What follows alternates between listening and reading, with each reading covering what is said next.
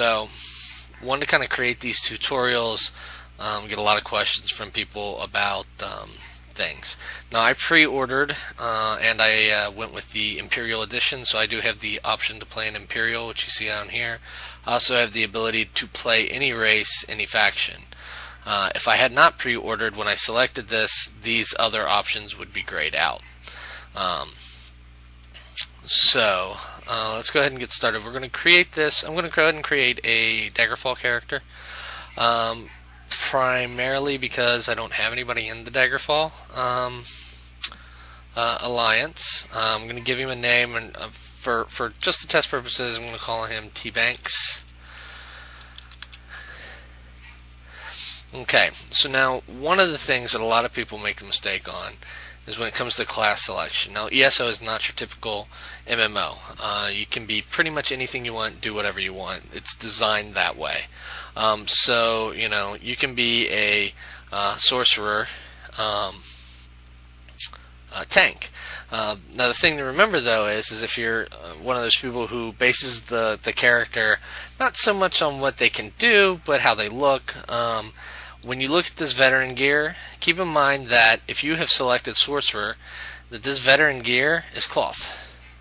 The gear is based kind of on the typical use. So most of the time sorcerers are squishy, so you get squishy armor. If you were to select the Dragon Knight, you see that there's a much heavier looking gear. So here's the novice gear. Here's the veteran gear, and it's kind of cool that it shows you what what eventually your armor could look like. But this is the Argonian style. So if you chose to play an Argonian and crafted your armor, this is what it would look like. But if you bought or looted, say, Imperial armor, it's going to have a totally different look. In fact, it's going to look something like that. And this is with veteran gear. And as you can see, the gears are different based on your class selection. That is pretty sweet looking armor, but it is cloth.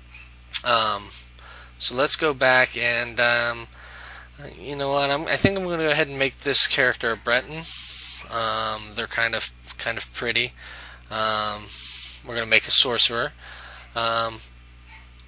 Character creation, as you can see, you have the gambit. You can make them muscular, you can make them fat, you can put them somewhere in the middle, something like a linebacker. You can make them look however you want. For a sorcerer, most people might go thin. I'm actually going to make a sorcerer tank, so I want to do kind of a muscular thin, more muscular than thin. And you have lots of options. When you find an option you like, and this is just me, I will set various things that I want. So I want, this is kind of the body shape I want.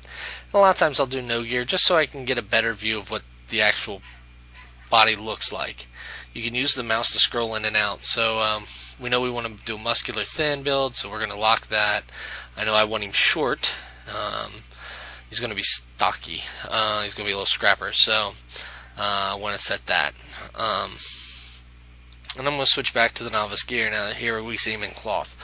Obviously we're not going to wear that. We're probably going to wear something a little heavier. You can then add body markings if there's this particular marking you want. And again, you see that most of these are taking place under the garments. So if I go back to no gear, you see this one is actually a scar right here along his chest. 9 times out of 10, you're probably not even going to see that. So keep that in mind. Like here's a fancy tattoo.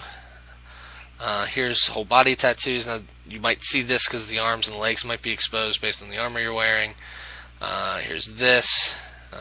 More of that. I'm not going to go with any body markings on this guy. I don't think it's necessary. But what I am going to do is I'm going to go ahead and lock these options here and be like, you know what, the rest I don't really care about, so go ahead and randomize the appearance. And whoa, looky there, his face is hideous now. So let's we'll randomize again. Alright, so that's a little better. I don't really like the face paint. I do have a character with some face paint on.